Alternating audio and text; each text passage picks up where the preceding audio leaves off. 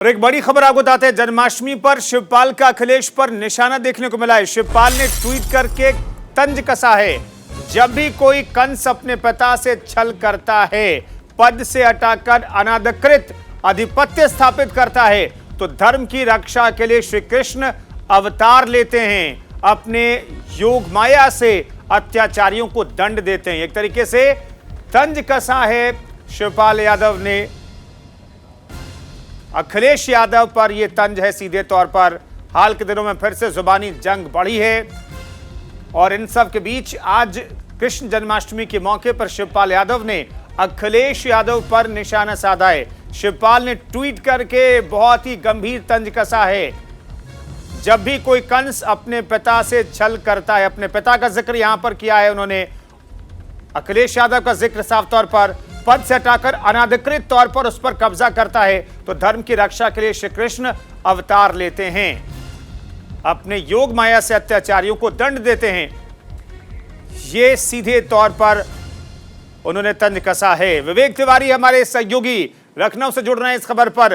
विवेक, कंस और पिता का जिक्र कर रहे हैं शिवपाल यादव, यहां पर कंस कौन है, पिता कौन है, उत्तर प्रदेश और पूरे देश को शायद मालूम है।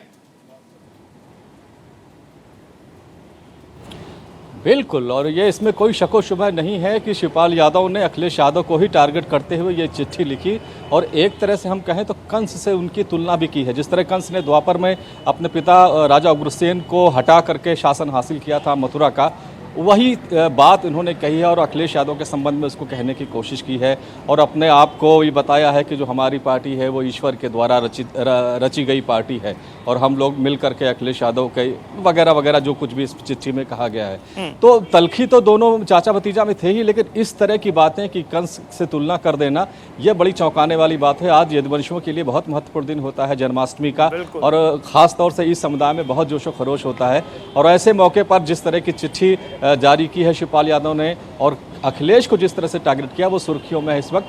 हालांकि अखिलेश यादव की तरफ से अभी कोई इस पर टीका टिप्पणी नहीं की गई है, समाजवादी पार्टी ने भी इसका जवाब अभी नहीं दिया है, लेकिन ये माना जा रहा है कि इसका जवाब बहुत जल्द आएगा और वो भी इसी तरह से तल्ख होगा। विवेक, ये तो चलिए कंस सबको पता है, पिता कौन है और कौन कंस है, यहाँ पर सब स्पष्ट है, लेकिन इस चिट्ठी में, इस ट्वीट में श्री कृष्ण कौन है जो अवतरित होते हैं और इस कंस का वध करते हैं अनधिकृत तौर पर, जिन्होंने पिता को सत्ता से हटा दिया। इसका जिक्र अगर शिवपाल यादव के शब्दों को देखें तो यहां पर श्री कृष्ण कौन है?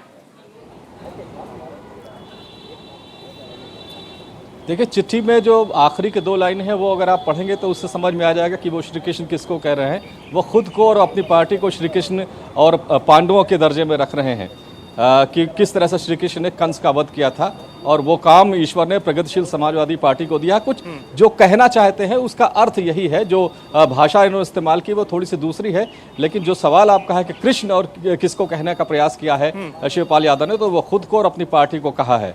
तो ये एक आज जिस तरह से एक धार्मिक महाधार्मिक उत्सव है उस पर शिवपाल यादव का ये तंज, ये टिप्पणी और कंस से अखिलेश यादव की तुलना दोनों ही दलों में एक नया सियासी तूफान ले आई है। इंतजार कर रहे हैं कि अखिलेश यादव कब इसका जवाब देते हैं, कैसे देते हैं।